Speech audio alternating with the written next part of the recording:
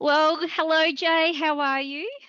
I'm good, thanks, Andrea. How are Oh, you? I'm so excited to be having this chat with you, Jay, because every time I think of you, I think about your passion for teaching, your energy, the way you differentiate in your classroom, and how you always, a very fond memory of working with you, how you always got involved in the dress up days, the theme days, and how you really value play and hands-on learning. So that's why I've invited you today, Jay. Also, I want to hang out with you, right? But Yeah.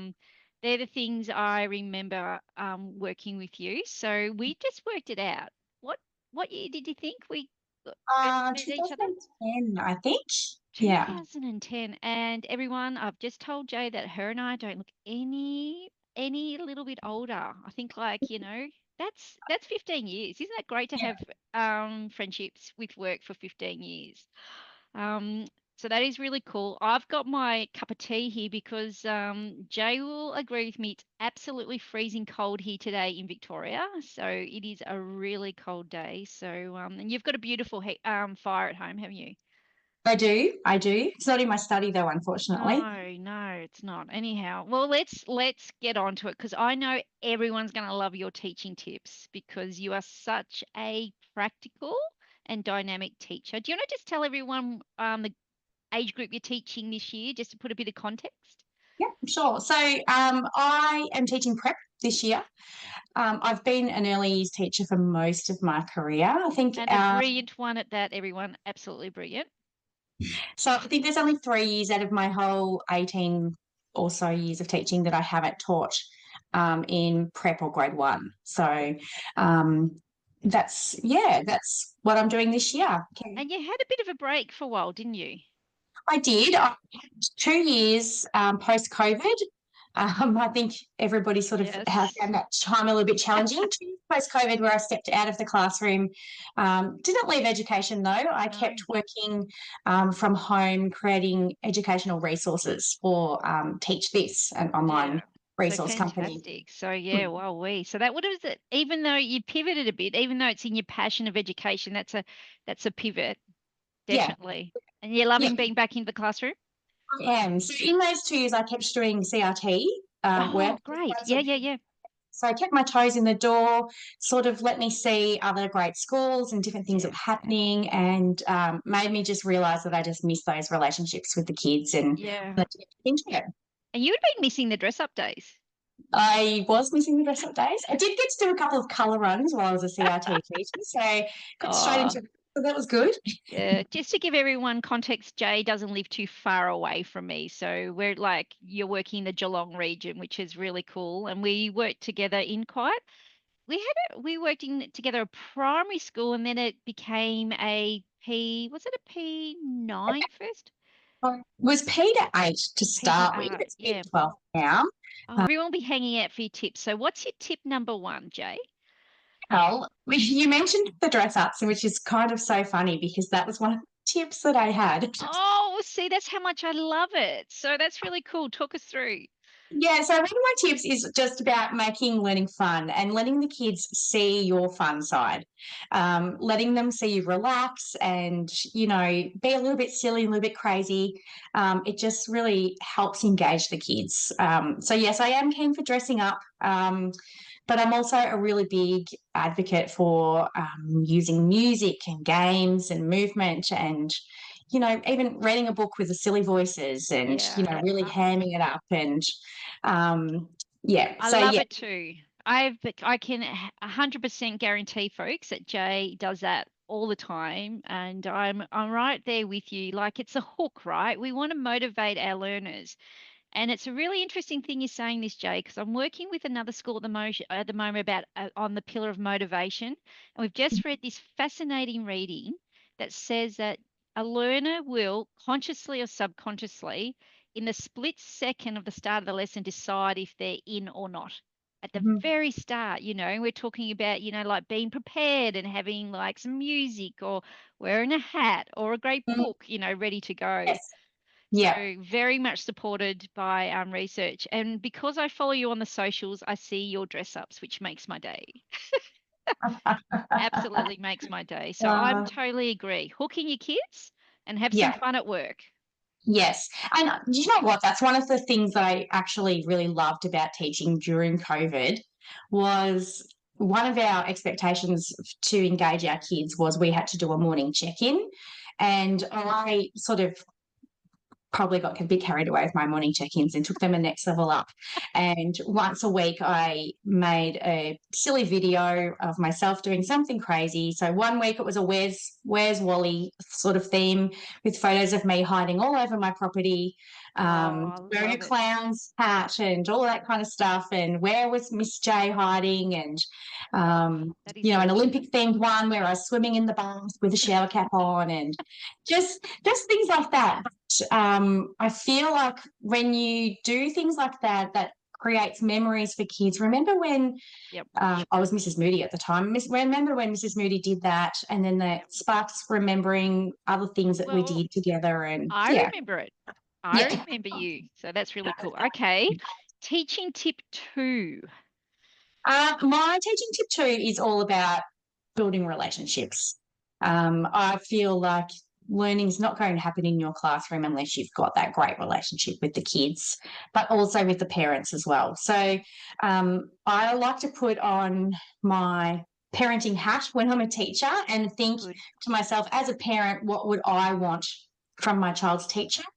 So I'm all about making sure there's lots of positive communication, lots of celebrations of things that are happening, and um, and then within the classroom, just taking that extra time to show a real interest in what the kids are interested in. So I've got a little boy at the moment who loves his fishing with his dad, and we talk about his fishing all the time. I don't like fishing myself, but to Yeah. listen to our conversations, you wouldn't know it because I'm so excited for him and his fishing, and I want to know all about it. And you sort of see his face light up when he gets to talk to me about his fishing, and yeah. So Yeah. yeah. Sorry, go. Oh, I totally agree because you obviously know that I go to different partnership schools all the time, and I know I feel really valued when I go. So some partnership schools I'm there every fortnight, some might be Mhm. once a month, some might be once a term. But when I come in and someone remembers something about what I've been chatting about before, about my um, naughty puppy, Mr. Murphy, or my husband Bruce, I feel really valued. Like they're like, "How you going? Like, you been for a swim at the beach?" So that connecting is Yeah. really important for all of us. So that is awesome. And you know what? I think that you do really well. Well, I know you do really well is that you celebrate successes. Mm. And I'm going to say it, sometimes I think we get so busy, we forget to do that. So I think it's Yeah. great that you do that as well. And with parents, Yeah. it's really cool. That is really cool. That's sort of come a long way as well with the addition with apps like Seesaw, and we use Class Dojo at my school where I'm at the moment. So it's so easy to just snap photos of great things that are happening during the day and send them home, and Yeah. mum and dad get that instant wow, look what they've done, and Yeah. they're really appreciative of it. And it's a quick part of your day to quickly do that, but it makes such a big difference. Yeah. And Yeah. also I think not only does it build that homeschool partnership, but it also builds their knowledge about what learning looks like in your Yeah. classroom Yeah. today, What's happening in the class? Yeah. Yeah, Yeah. that's cool. Excellent. Oh my gosh. Yeah. Okay. That were two awesome tips, but I wonder what your tip number three is. My tip number three is just modeling that love of reading. Like, I'm so passionate about English, and I think Yeah. that's probably also come from working with you for so many years as well, Andrea. So Oh, all thank of you. my little dressing up hooks and things like that, that's from what I've learnt from you. Oh, thank you. So, That makes me but feel yeah, great. just really bringing that passion for reading, and finding good books.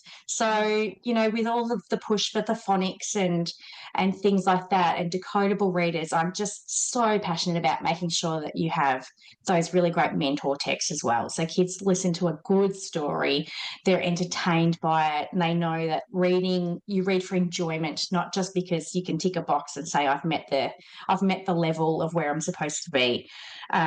So yeah, so to all the teachers out there, read for fun, use the silly voices, ham it up, yeah. make the crafts that go with the books, do it Yeah. all because it just really builds that foster of reading. And I actually had a student come up to me this week, actually. So last year I had 3-4, and she came up to me. She's in grade 5 now, and she said, "Oh, My mum wanted me to thank you. And I said, oh, what is that? And she said, because you made me love reading. And Oh, all it was, Jay, it how was beautiful. yeah, so it was just me reading chapter books to the grade every day. And, of course, I had to read Harry Potter to them because most of Yes. my kids had never read it.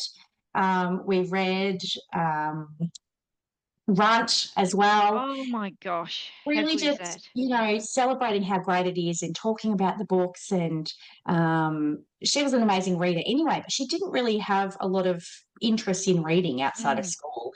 And now some of the books she's reading, I'm amazed by. So that was a really bucket filling moment to hear her say that. So yeah. Ah, that's absolutely. I'm so excited because Craig's next run book's coming out in, I think it's Yeah. Yeah. September.